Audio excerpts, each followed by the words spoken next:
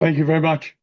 Most of you, I kind of recognize from the over the years on the different support groups, and I haven't really talked that much. We just sort of watched and learned, and it's really good. And when James called to say, "Would you be interested in coming sharing your story?" I said, "Why not?"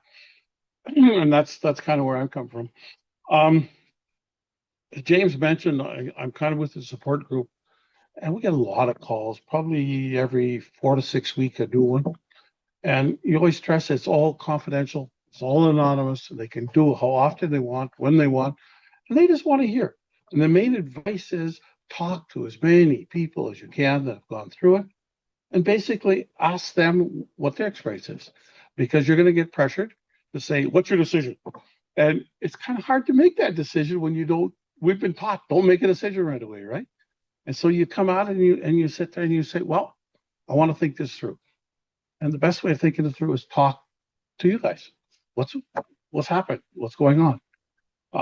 My most recent one, he was really upset. He is a farmer and he's worried about getting into the year and everything else. And it turns out when he finally got in and they did the biopsy, it large prostate, not cancers. And I thought he was going to cry. He was so happy. But anyways, let me tell you a little bit about me. Going back to probably 2001, 2002 at my doctor's annual checkup, he found that I had a little bit of a lump on my prostate. And before I knew it, I was in Saskatoon and they were doing all kinds of tests. And the next thing I knew, there was a camera up the penis and everything else. And you say, "Well, what's next?" I don't know. And then they said, "You're okay. Just monitor it." And for the next 20 years, that's what happened. In 2021, at the annual checkup, what happened is our doctor said, "It's growing. You got a lump. You better see the surgeon and we'll get it out." So I went to the surgeon and they were said, "Well, we better get that biopsy and get it done just to be safe." And I went there at the Pasqua, and all of a sudden you're going through all this, you're a little bit scared. There's other people in there. You're kind of talking, but not really because you're not really knowing what's going on. It came out that the most exciting part about that was that for me, there was a sign in the Pasqua hospital room saying, "Regina Prostate Group, call us for any information." And I wrote that number down because I thought maybe that'd be a good thing to do later to see what goes on. And from there, I got the results came back, and it came back a 3 and a 4 on the left side. So I'm only at a 7. I'm sitting there saying, "This is pretty good. What do I do?" And when I phoned, you won't believe what happened. I met a friend who's been a mentor. My wife hasn't met him. And tonight was the first time I think I actually shook his hand. Are you going to stand up, Lawrence? Huh? This guy's been phenomenal. I've probably talked to him 100 times over the years. He's walked me through a whole bunch of things. He's got me into the group. Sometimes when people call, I'm not sure I'll call him. He spends too much time at the Northern Cottage, but we won't go there.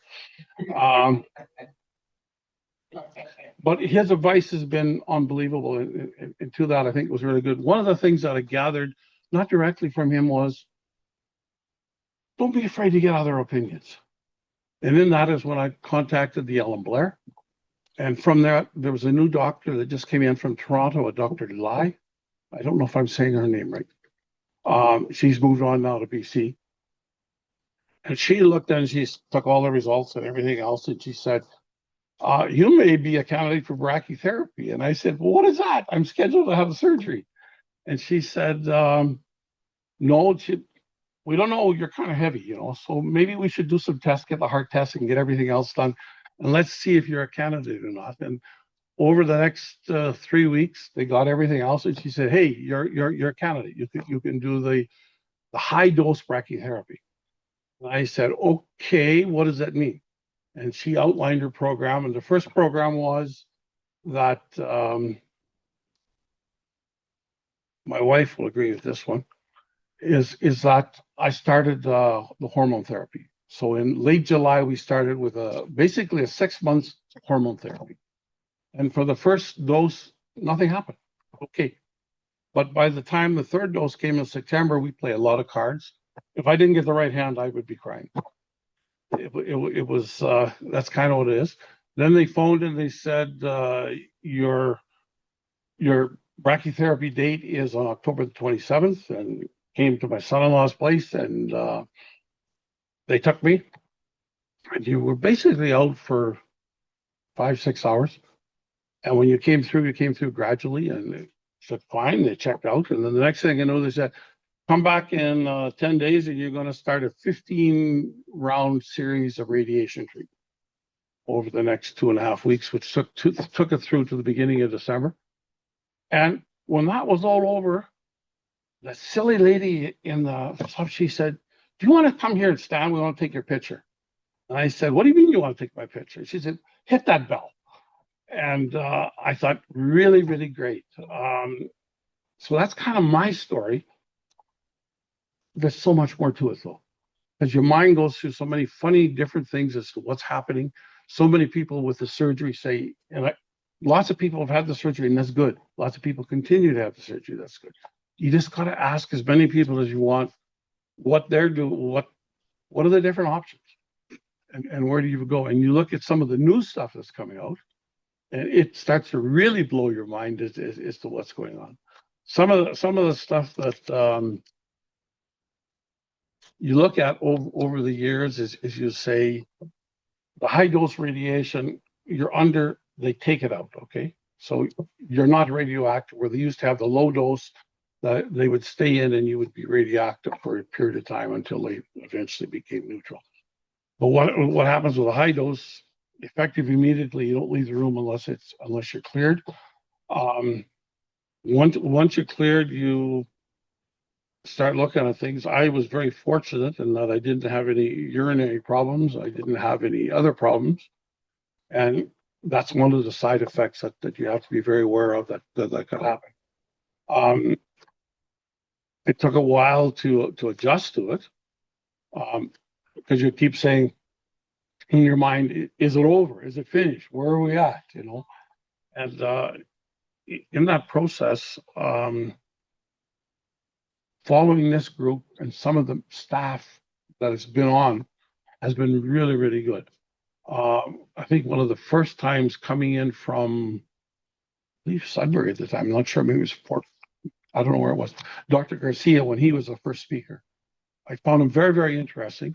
And I did get a chance to meet him last September. And very, very phenomenal guy, like you're looking at it that way. But what you look at and what basically came up, and the reality says, I'm not being disrespectful, but no matter what you do, 3-4 years after, you're done sexually. I mean, it's just the fact of what's going to happen. And then that's where Dr. Garcia comes in, And I think that there's all kinds of experts. There's a gentleman in Moose Jaw, Doctor Who, and it just Saskatchewan is getting these resources.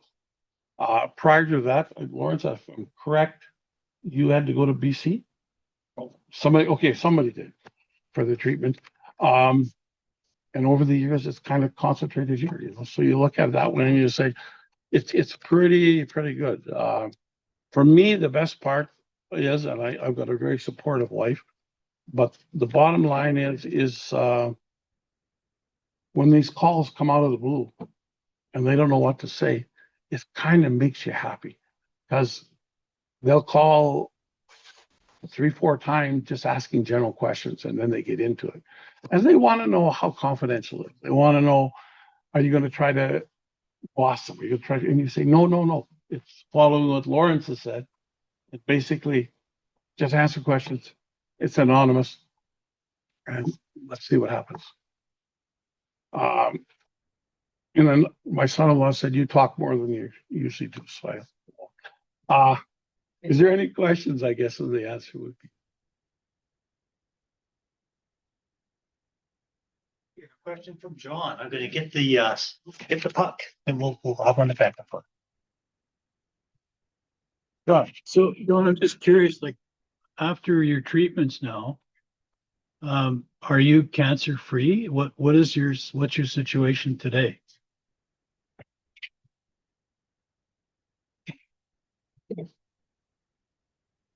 Thank God the answer is yes.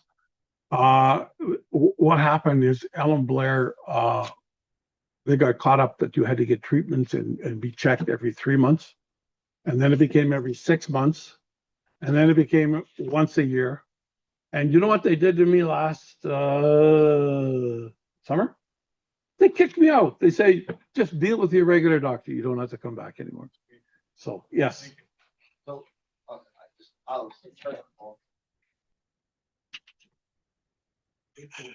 wait. So just carry on back onto the treatments and that. So once you had your last treatment, so that was the laser radiation treatment you had then?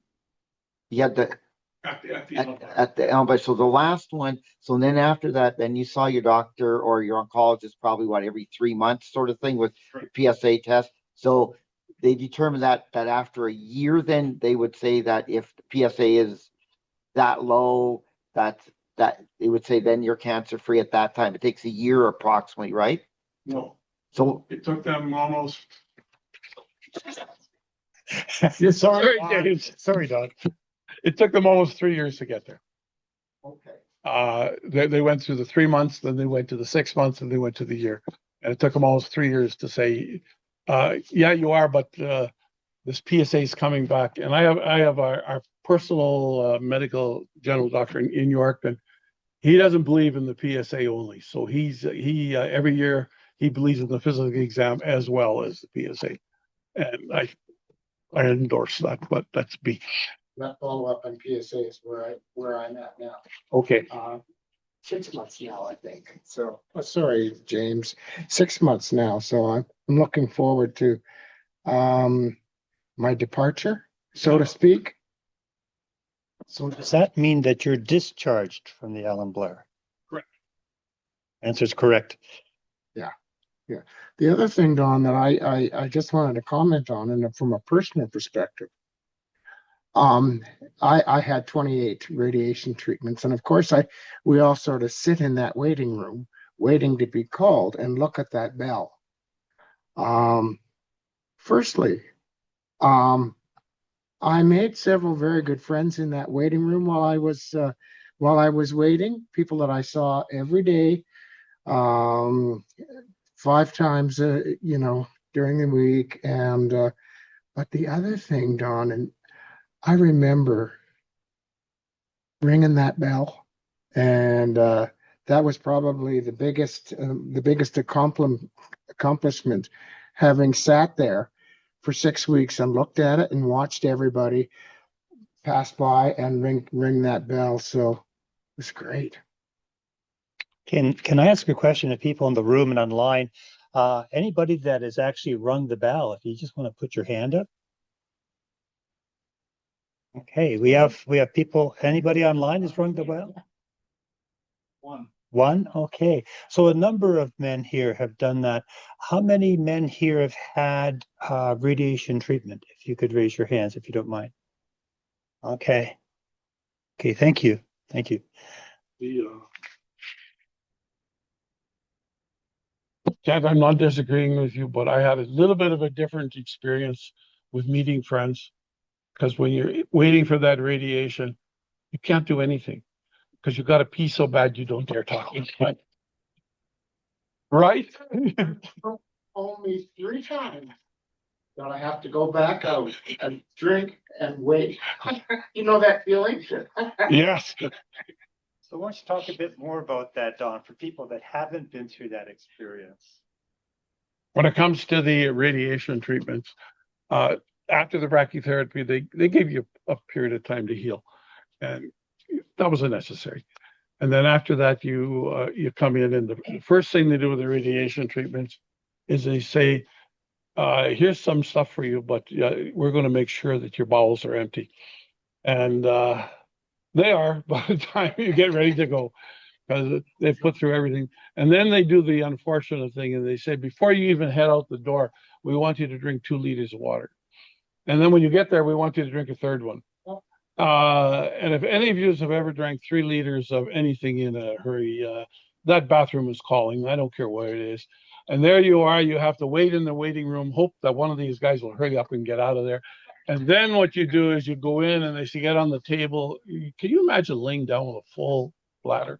And then you're waiting for it and the tests go through. And then finally they say you're done and you can't talk to anybody because you just said, and then you want to know the worst part? There's not that many facilities at the Allen Blair and it's usually full. Sorry. So I bet you scope out the bathrooms. every Yes, time you very get in, definitely. right? Moses has a question. So Don, you mentioned that a doctor told you you are a candidate for brachy, Yes. but you didn't say what about your condition caused it to come to that conclusion.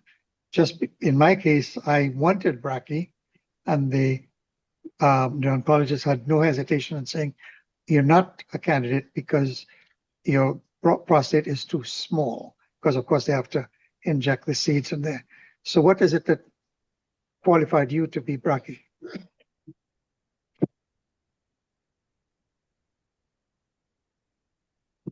I think the newness of Dr. Lai at the cancer facility, and that she just come in and I think this was a practice that she could have. So she looked and she said, this may be an option, but before you do that option, because I said, on the left node only, I was a 3 and a 4, which means it's a 7, which I guess they felt was manageable. The next thing that they looked at is they said, we're going to send you to the heart doctor. We're going to send you here. I think they sent to 3 different locations just to make sure that you're going to come out of it okay. And then she came back and said, yeah, you're a candidate. So I don't know what the pre-qualifications were. So I might refer us to Dr. Amjad, who's come and spoken to us the last 2 Septembers. And Dr. Amjad created the high dose rate brachytherapy in Regina. And as you said, Don is right. Like it's the only place in the province that gets the high dose rate. And in fact, the low dose rate brachytherapy is not given in the province anymore. You have to travel out of the province to get it. And my understanding is that it's only to be qualified as a candidate, you have to have intermediate risk prostate cancer. So low risk prostate cancer, you're not a candidate for high dose rate brachytherapy. And then what's done here is oftentimes they will use high dose rate brachytherapy and external beam radiation in concert. Yeah. In order to make sure for that individual that they have treated the prostate cancer. And in your case, they also gave you ADT for 6 months. So everybody's different. Directly, especially to James. I'm wondering if everybody here knows the basics of brachytherapy. Oh, so brachytherapy is 2 Greek words. It means, my understanding is that it means post-treatment. So they're providing the radiation as close to the prostate tumor as possible. And that's by actually getting a radioactive seed or on the tip of a wire into the prostate. And so what it does is they're able then not to put radiation through your whole body. They're able to confine that radiation to a very, very specific location. And then the low dose, what they do is they map it. And so it's a very low dose of radiation you receive as it decays. And they would map your prostate. You have to have a certain size of prostate. It can't be too small. It can't be too large. So there's parameters there that they use, and they would determine the size of your prostate using ultrasound or other imaging technology, and then based on your particular cancer, based on other types of testing or imaging, they would determine how many seeds would be ordered from a reactor someplace in the States, usually is where they came from, for you. And I was worked up for brachytherapy with a Dr. Stewart, the Vancouver Cancer Agency, and it was low dose brachytherapy. It's back in 2011. And I chose not to. I chose to go on active surveillance. But I was told that I would require 77 seeds, and they would be, so once that would, if I said yes to that, they would go ahead and order those seeds, and they would be titrated, or they would be prepared for my cancer and for my prostate, and they couldn't be used on anybody else. And there was a cost involved. I think he told me at the time about $20,000. So, and then once you have these low dose brachytherapy, it's a seed that's inserted into the prostate. They go through the perineum, much the same way they go in high dose rate. And even the perineal biopsies now, they go through the perineum, similar route. And once you have the procedure, you're done. And you come home and the radiation works slowly. So most of the therapeutic dose of that radiation is done, I believe, within the first 2 months post-treatment. But I do know that you are slightly radioactive. You'll set off radiation monitors in airports. You have to sign a form that you will not be cremated if you have low-dose brachytherapy, because you have radioactive materials in your body and you cannot be cremated because it would release low-dose radiation into the atmosphere. So there's certain things that to be aware of, and they educate you on all that. At least they did when I was worked up for. But the high dose rate, they do not leave any radioactive material in your body. That's the beauty of it, right? So it's a needle, isn't it, that goes in and It's basically a needle up the garden, and they use the imaging for the come right beside it. And I'm sorry, I should have said, in my case, it was a 3 and a 4. They went in with 7 pellets. So one beside or on top of each area. No, I'm not going to say that. James. James online asked, what size is too large for brachy? He's got a couple questions there. That's a great question that you'd have to, I don't know, you'd have to, James, you'd have to actually talk to. Okay, wonderful. John is here and he might have his experience to share. In my case, my PSA had been going up over several years from 1 to 2 to 3 to finally 5 at the point where I was doing both PSA tests and digital exams. And he then scheduled a biopsy. I went to a surgeon first, and he scheduled the biopsy, I should say. At that point, it was already 40 millimeters, and they told me that was too large for brachytherapy. So my only option was either surgery or radiation. So I chose the SRBT, 5 treatments over every second day. And I finished my last treatment 3 weeks ago. And my PSA is already down to 2.5.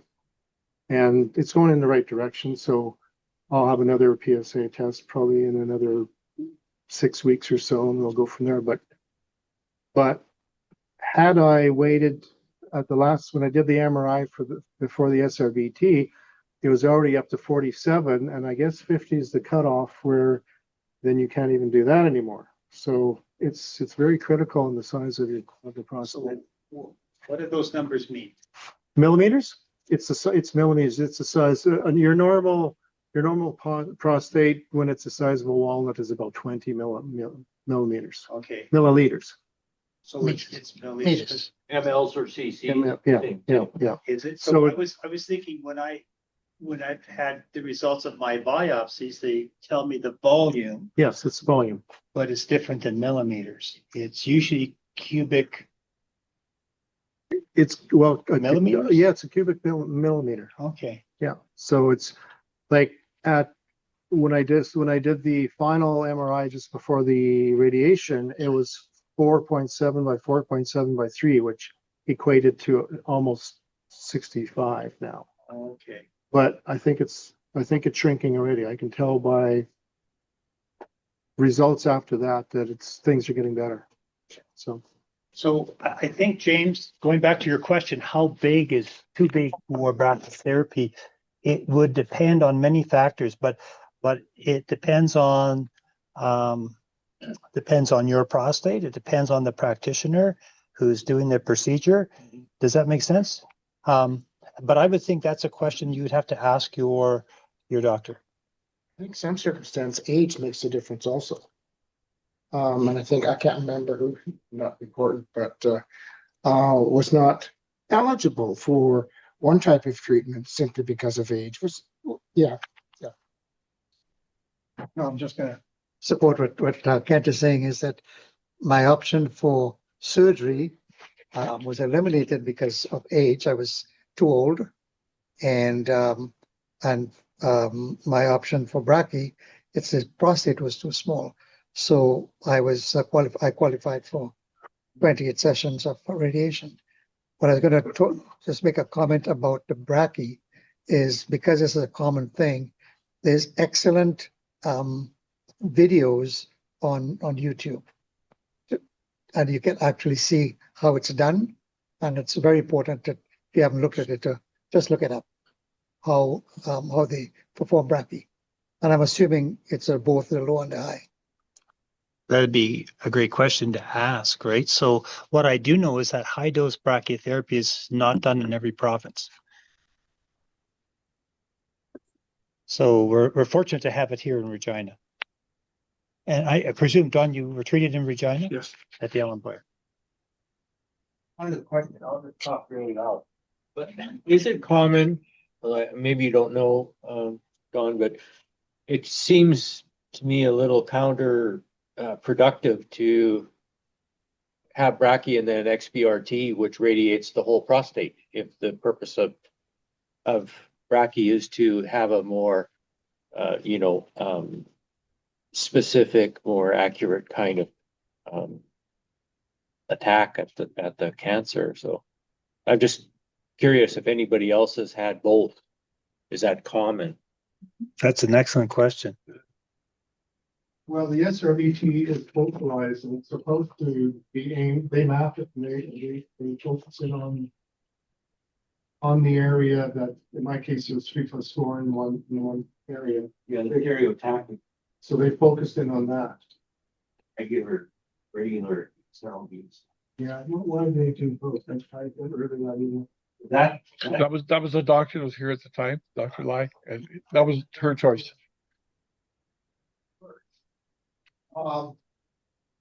Physicians, particularly oncologists, have their own way of doing things.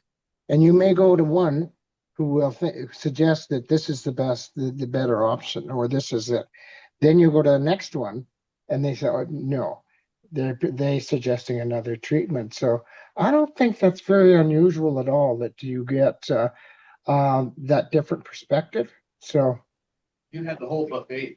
Yes. Yeah, you got it all, Don. Started with No, I'm sorry, not the whole buffet. Some of the people with the hormone therapy, they wound up doing it for 2 or 3 years. So the 5 years, I'm not sure, 5 months, but I'm not sure whether that was a heavy dose or a partial dose. So maybe that was to reduce the size of the prostate so that he could have, I'm just guessing, but that's what hormone therapy does. It also reduces the volume or the size of the prostate. So if that's a critical piece in terms of criteria, that could be used in order to make you a candidate. I'm just thinking out loud here, but I don't know that. We can answer, but Dr. Amjad, good.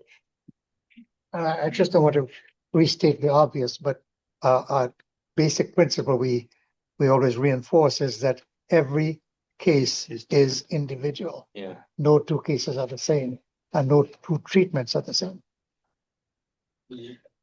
So I know that that people who have radiation treatment, everybody's radiation treatment is a little different. Everybody, all the reaction is different. The complications, the short and long-term side effects differ for everyone. And that's part of the experience, not knowing a lot of those questions, but also talking to enough guys to know what some of the common things are. So the common side effects, Don, what are the common side effects of brachytherapy, high dose? I can't answer that because I only had that. Okay. And listening to some of the people that have had surgery, There's differences. The brachytherapy, it just seemed normal, and you just got from one stage to another and back running. How would you answer that, Bart? No, okay. Very simple. There really wasn't a marked difference I noticed, but then I didn't know any different. Um, did you notice any? No. Say grouchiness. So I'm gonna say that. Doesn't change. No differences. So any other questions from people online? Thank you for your question, James. Any comments, observations? James was the only one. Okay, He did some voice. Type some. okay. The one thing I have to say is that I do. increasingly you're finding that with the testing, the age is getting lower for testing. The other factor is, and I'm sure you'll agree with me, is that pretty well everybody by the time they hit 80 is going to have prostate cancer. And that's kind of hard for a lot of people to accept. But now it seems to be going down a little bit. And that's probably because of the detection levels. I think that's good. So Don, I'm curious, and maybe it's a question more directed towards Val, but as a partner, what was it like for you supporting Don when he was undergoing brachytherapy? Was this something that you were close to him and working with him, or is this something that he would go and come back? No. We worked together and that's the way it was. Whatever he decided was the route he was going to take, I was going to be there to support. And that's all there was to it. Yeah, simple. And as he said, Dr. Lai, we don't know how to pronounce her name ever, was a very integral part of that. Yeah. So that's the big takeaway, the importance of getting a second opinion Mhm. and finding the right doctor that is able to work with you. Mm. And I don't know, like we have had different doctors come in and speak, but we had a recent doctor, Dr. Sowerby from Toronto, and he spoke to us remotely. But the way he talked to us in very simple, plain language. And I found that so helpful. He was excellent in his communication skills. It's like sitting at your kitchen table. That's how it made you feel. It's just, good job in the lesson.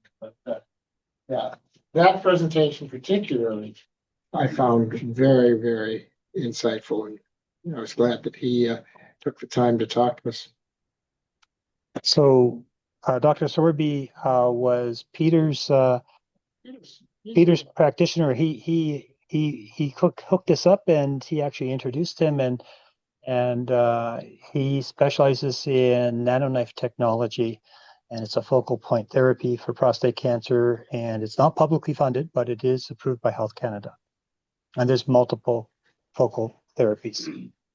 Just in the spot meetings, so are they online? Can you listen to? Yes, I have a recording. I'll just send you a link. But right now, I've lost my ability. My son used to be my video editor, and so I have the recordings and I can share recordings, but it's not pretty. It's just speaking and ending. But he is excellent. Yeah, no, appreciate it. Okay, okay. I'll make sure that's done. Thank you. Question for him. Sure. James is asking how many guys in the room indicated that they had undergone radiation therapy and would they recommend it? Oh. Well, there's two questions there. So how many guys underwent, again, raising of hands, radiation therapy? 1, 2, 3, 4, 5. James raised his hand. And 6. So of those that have had radiation therapy, would you do it again? Raise your hand. With less water. So 3 people raised their hand, they do it again. And one person said too early to tell. And one person online said they do it again. I have to say that it was so eventful. I was wondering whether it was going to work or not. It was so easy. So that's important to yeah, hear, right? yeah, It was yeah. easy for you, John. Yeah. So why don't you talk about what that, Well, how did that make you with feel? the SRBT, it was only 5 treatments, and I really, after a short learning curve on the bladder thing, but after the first one, they just advised, well, don't drink an hour before, drink 40 minutes, and the timing seemed to work fine. And I was in and out of there in 10 minutes. And the actual radiation took 2 minutes. So it was very uneventful. That's And very, very quick for And that. side effects, no side effects. no side effects. It's Silent interesting. side effects. So my guess, John, is that your everything came to 5 sessions. But I Every bet you the second- every people that second had day. 28 in the room, or 32, Yeah. or 35, I bet you at the end of the day, you all received a similar dose of radiation. That's what she told me. And so here's the thing: is that why for one person is 5, the other person is 28, one person's 32. It was a choice. Well, it's interesting, right, to Yeah. ask those questions Yeah. and saying like, there must be reasons why they offer it in different. I Right. did like the SRBT fact that it was focalized. When they prep you for that, they put a gel in between your bladder and your prostate to push it away. And then they can focus right on that. You didn't feel a thing. It That was was, the most painful experience of the whole thing. and that didn't bother me at all, you know. So it's called space oragel, Yeah. and it was only been approved for use in Saskatchewan for the last year. And it costs about $3,000 every time it's used, but it does provide up to 2 inches separation between the prostate and the rectum. Mhm, And mhm. it actually can really be critical for some men that have Crohn's or other types of Pre-existing diseases, yeah, that would make it much worse for them to have other problems with their bowel or their bladder. I found that the bladder was important. They told me that your bladder has to be full. Like mine was, every time I went, she says it's 95% full. Like they'll check it, and that, but it was full. But then for me, they told me you start an hour before you come, you got 15 minutes to drink 500 milliliters. And that's it. But I ate an hour ahead of time. So I had food in me. So it helped slow down the process. But, so I didn't have to go. There's only maybe a couple times, but the treatments, it took the 1,000, 1,002 count. It took, I had to do that 6 times. So it was roughly 6 minutes. So I finally figured out the machine runs 3 minutes. Bang. This special sound comes from the machine. I know, well, I'm halfway done now. So you're just laying there, okay, well, halfway. Well, okay, now I can do it, So that was the long one? I had the 28 treatments. So you learn to appreciate that beep. Oh God, geez, that was so nice. I knew I was halfway already. So that was a good thing, but John. I'm going in a little bit different direction here because, first of all, I want to second what you said about Lawrence. He was my first contact. Great guy. Anyway, I don't want to be a broken record, but when I first was diagnosed, I couldn't even see a urologist in Regina. There was none. I ended up talking to Dr. Garcia in Swift Current. He was great.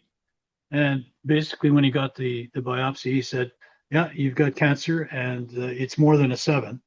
Okay. And it ended up, it's a lot more than that. He said, if I do the operation, and it wasn't even talked about radiation. It was just the operation. I thought, okay. I went to Saskatoon and I had the prostatectomy up there. So I had it out. Anyway, since then, I was fortunate enough to meet Dr. Amjad here. And when I told him I didn't have a urologist, he said, I'll be in touch with you. And sure enough, he did. He called me, or his office called, and I went to see him and had an appointment with him. And basically, he went through all the stuff and he said, your cancer is more 9. And he said, what we're going to do is we're going to do a PSA every 3 to 4 months. And if it starts going up, we're going to have radiation right away. So I guess what I'm trying to say is, had I been to these meetings prior to going for the operation, I wonder if my decision would have been different, because Dr. Jana in Saskatoon said to me, he said, you can have the surgery or you can have the radiations both same outcome. And then he said, you know, weeks and weeks of radiation. My wife said, "Would you want to go through that?" I said, "No." Now, would I have changed my mind had I've known then what I know today? I don't know. But I think this group is invaluable for people that maybe are not there yet, have not made a decision as to what to do. You get different opinions. So anyway, that's all I have to say. Thank you. Thank you, John. Moses. I am reluctant to say I would recommend or advise someone to do X number of sessions of radiation for the simple reason that in the 5 years I've been here, my radiation had a lot of those uncomfortable moments, which I don't want other people to have to experience. But was so glad when I've heard Kent and John talk about the gel, which means we have moved into a whole new area, and I don't know how many places offer that. So if I were to go on their experiences, I think that's probably the way to go. But mine, I had a lot of discomfort, so I wouldn't recommend based on my experience. But I think what John is saying is very important. And personally, I was waffling surgery and SRBT. Had Regina had robotic surgery already a year under their belt, I may have gone that way. Because I talked to many people that had it done in Saskatoon, very uneventful as well, and turned out very well. Oh, it's amazing. So the other thing is mine was in the last year, I was monitoring and it was growing very quickly. And had I waited for surgery, I still might be waiting. Whereas I got into SRBT right away. So there's those kind of decisions you have to make too that come to play. So there's how fast it's growing and everybody's situation is different that Moses reminds us of, right? Everybody's unique in terms of our histories, but also in terms of our values and what fits one person, what's good for one person won't work for another. And there's many reasons for that. And some of those are in our control and some of those aren't. Don has something he'd like to say. I've been controlling the camera too, so hopefully people online can see people as they're talking. I guess what I'd say in the conclusion is a couple of things. Number one, you can't second guess yourself. Whatever route you chose to go, it's probably the best thing to go and just be positive about it and make it happen and don't compare to what other people are doing. I'll use the example of the Ellen Blair with the radiation. Being in Yorkton, they said, we'll make it Monday afternoon and Friday mornings to give you a long weekend, so look, you can know all that kind of stuff. People work with you and they make it work. The other thing I got to say is thank you for having me.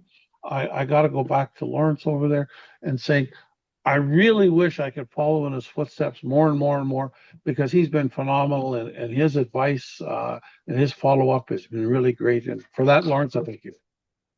Thank you. We have an online question. How much of the cost of radiation therapy is covered by Sask Health, and how much of the cost does the patient have to pay? Excellent question. So I can tell you that in Canada, cancer treatment is publicly funded and has been in Saskatchewan. It was one of the very first provinces to publicly fund cancer treatments in Canada. And the actual treatments are publicly funded. Not all treatments are publicly funded. And until things get, until provinces actually put them on their provincial formularies or on their approved procedures list, even though it might be approved by Health Canada, for use in Canada, it might not be publicly funded. So it depends on the treatment. But the mainstay of prostate cancer treatment of ADT, which is hormone therapy, surgery, all forms of radiation, both high dose rate and low dose rate brachytherapy, EBRT, even targeted immune therapy, which are vaccines for more advanced cancers, radioligand therapy with radium-233 and lutetium-177 called Pluvicto is they're all publicly funded now in Saskatchewan. Space Oragel has been publicly funded for the last year and a half. And so those are things that are funded. What's not funded, Don? Ibuprofen don't cost anything. Everything's been funded. We haven't had to pay anything. So what's not funded in Saskatchewan is that the two cancer centers are located in Regina and Saskatoon. So if you do not live in Regina or Saskatoon, and I would say half of the men in this province do not live in Regina and Saskatoon, and there's over close to 800 men who will be diagnosed this year with prostate cancer in Saskatchewan. That means about 400 men and their families are going to be traveling to Regina and Saskatoon. Those costs are not covered. They're not covered, but there's a couple of things. Number one, you can have a son-in-law, you can stay at his house or a relative. And that's always good. Number two is I'm going to jump back to Kinsman, Telemiracle. If people are of a certain income, they can apply and get coverage there. Yeah. And they can say they're Ronald McDonald's house. And so there's also the Cancer Lodge in Regina and Saskatoon that's funded by the Cancer Foundation of Saskatchewan. And that is also very low cost accommodation, and people can come and stay, and they kick you out on the weekends. So you have to go back home. But that's mirrors because they only treat people at the Ellen Blair from Monday through Friday. They don't treat on weekends. So the lodge is open during the time that they're actually doing treatments. And the Cancer Foundation Saskatchewan also has created a fund for families in need if they are needing gas or groceries or those types of supports to access cancer treatment. They do provide gift cards and generously provide gift cards, and it's all done through donations besides Telemiracle. So there's a couple of foundations that can help people out. Can I just make one quick comment? Okay, before we get there, can we just go back? Did that answer the question? You can open your mic and talk if you want. Yeah, he has to open his own mic. We can't open it for him. Okay, I just wanted to know if we answered the question. Yes. Okay. There's just a quick comment that James mentioned that the foundation supports certain kinds of services. We have the opportunity to make donations to the foundation. We have the opportunity to make it tax deductible donations and to make bequests as we're thinking about our wills and so on. So they welcome that, and I think it's a very good place. If you're looking for a place to support, that's a good place to do it. So you can become a monthly warrior. Join me in being a monthly donor for the Cancer Foundation Saskatchewan. Because what I like to give monthly, it's something that I do. And what it does, it reminds me every month the importance of fighting cancer. And the sad reality is that cancer is going to double between now and 2040 in Canada. It means we're going to have double the amount of men being diagnosed in this province, double the amount of men seeking information, making decisions about treatment, dealing with side effects, traveling. And that's really quite sad. The good part of it is that with all the cycle of innovation, there is phenomenal innovation that's occurring in very short cycles now. Focal point therapy was, the nanoknife technology was only approved by Health Canada in 2024. It's not yet publicly funded. Oh, in 2022, excuse me. October 2022. October 2022. I'm thinking. That's when the trial deals with it. Okay. They're not- There's another focal therapy called Tulsa Pro, and I think that was approved by Health Canada in 2024. So it's a different type of focal therapy using different technology. So, but that's not publicly funded. And until Pluvicto, which is a drug, it's amazing. If we listened to Neil Shant's story of Pluvicto from Saskatoon last month, and it was amazing. This is you've heard of the PSMA PET scans. It's a type of imaging where they use sugar molecules. They attach a little radioactive marker. It only adheres to prostate cancer cell membranes. And so when they inject it into your blood, it will only go and illuminate where your tumors are in your body. And they use it to find where metastatic prostate cancer is located when it's gone outside the prostate.